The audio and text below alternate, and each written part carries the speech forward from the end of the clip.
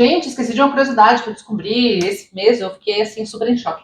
Vocês sabem um dos motivos que os cristãos eram perseguidos no começo do Império Romano? Olá, eu sou Estela Rossato e bem-vinda ao meu canal. Aqui a gente fala sobre fé, psicologia positiva e neurociência. Hoje, em específico, nós vamos falar sobre a Páscoa, sob a perspectiva da Bíblia, de fato, do cristianismo, tá? Tem um outro vídeo antigo meu que daí é mais divertido, eu vou falar da Páscoa judaica, falo de Moisés, dos ovos, de curiosidades, mas hoje eu quero focar em Jesus. Por quê? A Páscoa, para mim, é a data mais importante que tem. Ela é a consumação do amor de Deus pela humanidade, que não pode salvar a si própria. Eu vejo assim, a salvação, as pessoas que querem se salvar, é igual você estar caindo de um avião e você querer se segurar, não adianta, você não consegue se segurar sozinho, porque não tem nada te sustentando. O sacrifício que Jesus fez, a humilhação e a dor que ele passou, não foi em vão. Não pode ter sido em vão. Lembra que a Bíblia, nos Evangelhos, conta desde o nascimento dele até a morte, de maneiras diferentes, em algumas perspectivas, mas você vai ver que ele não tinha. Então, assim, você sabe por que Jesus foi crucificado? Qual foi a alegação? Os sacerdotes de Deus procuravam motivos para matá-lo, porque ele dizia, ou pessoas acreditavam, dele ser o Messias que deveria ser enviado. Na verdade, a grande diferença do judaísmo e do cristianismo é essa. Os judeus acham que o Messias ainda não veio. O cristianismo aceita Jesus como o Messias que deveria vir. Então, eles começaram a tentar achar motivo para matar Jesus. Então, um falou, porque ele falou que ia destruir o templo e reconstruir em 3 dias. E ele mentiu, isso não é motivo para matar. E os judeus não tinham autoridade para executar ninguém. Essa autoridade era dada ao Império Romano. Então, eles causaram tanto que mandaram... Judas vendeu Jesus e mandaram Jesus a Pilatos. Quando Jesus chegou a Pilatos, tem algumas discussões, em Mateus diz uma coisa, em Lucas diz outras em relação à resposta de Jesus. E isso é extremamente importante, esse detalhe. Por que esse detalhe é importante? Porque quando nós estamos falando de histórias contadas, sempre há alterações, coisas diferentes que as pessoas enxergaram, ouviram e vão interpretar de maneira diferente. Então, se uma história ela é contada perfeitamente igual por todas as testemunhas, é porque era uma ação. Então, tem que ter algumas diferenças mesmo. O ponto é, Pilatos não via motivo para condenar Jesus, mas eles estavam sendo pressionados pelos judeus, que não mataram Jesus no templo. Porque não tinham essa autoridade, e 2, porque estava na época da Páscoa, eles não queriam tumultuar a festa. Bom, mas nessa época de Páscoa, no Império Romano, eles tinham o hábito de falar para o povo decidir quem que eles iam libertar. Então tinha Jesus e tinha Barrabás, que era um marginal, um ladrão, malvadão, assim, que tinha que se crucificar. A crucificação era o pior tipo de morte que tinha, o pior tipo de execução, os piores bandidos. Tá? Então é algo realmente muito humilhante. E Jesus ele não foi só crucificado. Antes dele ser crucificado, ele foi espancado, ele foi chicoteado. Então, quando eles estavam andando até a cruz, tiveram que falar para um homem levar a cruz para ele, porque ele não tinha mais condições de carregar. Okay? Tem aquele quadro famoso da Última Ceia, né? Jesus, ele diz assim: enquanto comiam, Jesus tomou o pão e o abençoou. Em seguida, partiu em pedaços e deu aos discípulos, dizendo: tomam e comam, porque este é meu corpo. Então tomou o cálice de vinho e agradeceu a Deus. Depois entregou-os aos discípulos e disse: cada um beba dele, porque este é meu sangue que confirma a aliança. Ele é derramado como sacrifício para perdoar os pecados de muitos. Prestem atenção no que eu lhes digo. Não voltarei a beber vinho até que esse dia em que com vocês beberei vinho de novo no reino do meu Pai. Bom, isso aqui foi um pouco antes de ele ser crucificado. Depois disso ele sai para orar. Ele vai para o Getsêmani e olha a oração que Deus faz para Deus. O Deus Pai, né? Ele diz assim: minha alma está profundamente triste e a ponto de morrer, disse ele. Isso ele falou para os discípulos. Aí quando ele foi orar, ele orou assim: meu Pai, se for possível, afasta de mim este cálice, contudo que seja feita a tua vontade e não a minha. Ele orou isso 3 vezes. Ele estava extremamente angustiado, porque ele sabia que ele ia passar. Acho que às vezes, pior do que sofrer é você já saber o que você vai passar, porque você já começa a sofrer por antecedência, sabe? Igual, sei lá, quando você vai arrancar um dente do siso, claro, não tem comparações, mas enfim. Então, Jesus ele foi traído e foi preso. Na morte de Jesus, olha só, por volta das 3 horas da tarde, desceu sobre a terra uma escuridão que durou 3 horas. Por volta das 3 da tarde, Jesus clamou em voz alta: meu Deus, por que me abandonastes? Alguns que estavam ali pensaram que ele chamava o profeta Elias. Um deles correu, ensopou uma esponja com vinagre e ergueu num caniço para que ele bebesse. Os outros, porém, disseram: esperem, vamos ver se Elias vem salvá-lo. Então Jesus clamou em voz alta novamente e entregou seu espírito. Naquele momento, a cortina do santuário do templo se rasgou em 2 partes, em cima até embaixo. A terra estremeceu, rochas se partiram e sepulturas se abriram. Muito do povo santo que havia morrido ressuscitaram, saíram do cemitério depois da ressurreição de Jesus. Entraram na cidade santa de Jerusalém e apareceram muita gente. O oficial romano e os outros soldados que vigiavam Jesus ficaram aterrorizados com o terremoto e com tudo o que havia acontecido, e disseram: este homem era verdadeiramente o Filho de Deus. Isso aconteceu na Sexta-feira Santa, que é quando a gente não come carne, que eu até comentei no último vídeo, falava sobre jejum. Vamos falar da ressurreição, e daí eu venho a questão do perdão.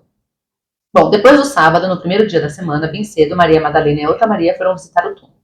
De repente, houve um grande terremoto, pois um anjo do Senhor desceu do céu, rolou a pedra da entrada e sentou-se sobre ela. Seu rosto brilhava como um relâmpago e suas roupas eram brancas como a neve.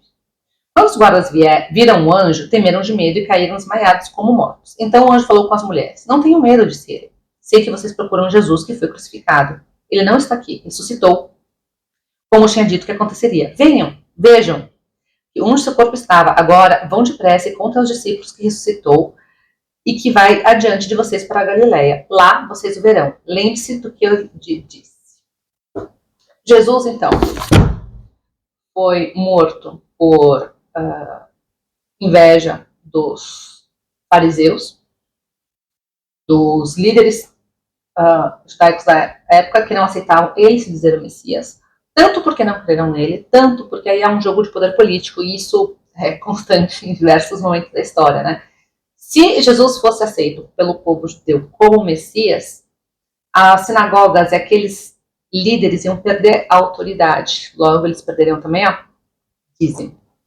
Quando Jesus, Pilatos vai para o povo e pergunta: quem vocês querem que eu liberte? Jesus ou Barrabás? Os líderes religiosos convenceram, pagaram para o povo pedir para que libertassem Barrabás. Então, subornaram o povo, compraram votos para que Jesus fosse crucificado. E Jesus, por que ele teve que ser crucificado no cristianismo, né, espiritualmente falando? Porque no judaísmo havia o sacrifício de animais para purificar as pessoas do pecado. Então, nas culturas primárias, primitivas, havia sempre um sacrifício de sangue. O sangue ele simboliza a vida. Com o cristianismo, o que Jesus representa? Jesus representa o cordeiro perfeito, o animal perfeito em sacrifício. Ele foi o último sacrifício vivo para Deus aceitar, para nos purificar dos nossos pecados, para nos perdoar. E aí que entra, vamos lá. Pedro negou a Jesus 3 vezes. Paulo crucificava, perseguia os cristãos. Judas se matou. Entregou a Jesus. Jesus diz que nós temos que perdoar o próximo 7 vezes 70 por dia. E é isso que ele faz conosco. Nunca é tarde para voltar para Deus. Mas assim, nosso relacionamento com Deus tem que ser algo constante. Porque se a gente se perde no nosso dia a dia, a gente vai se afastando, vai esfriando, esquece os mandamentos e cai nas nossas regalias carnais, vamos colocar dessa maneira, né? Mas se você está afastado de Deus e tem vergonha de voltar, não tenha. Jesus usou grandemente Pedro, usou grandemente Paulo. Ele sabe que nós somos pecadores, por isso que ele morreu por nós. Chegue a Jesus do jeito que você está, com humildade. Fale: Deus, eu não consigo me livrar de tal pecado. Ou eu tenho vergonha. Eu não quero me livrar de tal coisa. Então, eu fumei muito tempo, tá? E eu tenho um amor pelo cigarro, dá pra falar isso. E quem fuma geralmente tem, tá? Esse apego emocional, é muito louco. Então você virar para Deus e falar assim, eu não quero parar de fumar. Mas se for da tua vontade, muda meu coração, me transforma. E vai se colocando sempre diante dele, buscando mais, até que a mudança seja interna e realmente ocorra. Não adianta você simplesmente se afastar, seja por vergonha, seja por mágoa de Deus. Porque o amor dele por nós é imenso. E assim, a Páscoa é o lembrete anual disso. É tanto sacrifício, para ele não ter sido em vão, a dor, mas não a ponto de você se sentir culpado e querer se esconder, mas para você se sentir amado, digno de amor. Foi esse o ministério de Jesus. Nossa vida não é só aqui, mas ela começa aqui. E a transformação começa aqui. E o amor dele começou aqui. De Deus não, mas de Jesus. A personificação de Deus, do amor, começou aqui. E daí veio a ressurreição, que foi o milagre, a prova, e que ele venceu a morte. Na Bíblia diz que mortos que ressuscitaram, gente, imagina o pânico. Acho que daí que surgiu tipo, as histórias de zumbi, né? Grandes histórias foram inspiradas de fato na Bíblia. Como se dizem, nada se cria, né? Tudo se transforma, tudo se copia. Isso, gente. A Páscoa, eu não sei mais o que falar. Ao mesmo tempo que eu fico triste, eu fico feliz, mas eu fico um pouco emocionada, eu acho que é essa palavra, tá? Jesus te ama. Não sinta vergonha de chegar do jeito que você está. Não se ache indigno de perdão. Paulo matou centenas de cristãos. E Jesus te morreu. Eu não acho que você matando centenas de pessoas. Então, você não é um caso perdido. Fique tranquilo. Ok? Boa Páscoa. Deus abençoe. Se puder e gostar, coma bastante chocolate. Que toda boa dádiva também é graça de Deus para nós aproveitarmos. Não se esqueça isso. Deus abençoe. Até a próxima. Tchau, tchau. Gente, esqueci de uma curiosidade que eu descobri esse mês. Eu fiquei assim super em choque. Vocês sabem um dos motivos que os cristãos eram perseguidos no começo do Império Romano? Porque assim, Jesus foi preso não foi pelo Império Romano. Foi uma armação dos fariseus, enfim, que estavam incomodados com essa questão de Messias Jesus. Bom, aí o Império Romano, tudo aconteceu, Jesus foi crucificado. Quem era cristão, dado que estava tendo perseguição dos cristãos, eram igrejas primitivas, que elas não existiam uma Bíblia, elas trocavam as cartas dos apóstolos com os ensinamentos e tal. E era tudo tipo, igrejas tipo, à noite, assim, para se encontrarem, porque tinham muito medo, né? Só que tudo que começa começa a gerar fofoca também. E tinham pessoas também de aristocracia, pessoas de alto nível que se converteram ao cristianismo, essas pessoas tinham servos também. E eles queriam, no governo, queriam pessoas motivos para acusar os cristãos, e não encontravam. Então eles pegavam, às vezes, esses servos também para falar o que eles fazem, o que não fazem, tentando descobrir. E lembra a passagem que eu falei esse é meu corpo, esse é meu sangue, beba. A gente começou a rolar uma fofoca de que os cristãos eram canibais, que estavam comendo carne de alguém e bebendo sangue. Então essa é uma das acusações no início dos séculos dos cristãos. Olha só que coisa louca, né? Enfim, é isso aí. Tchau!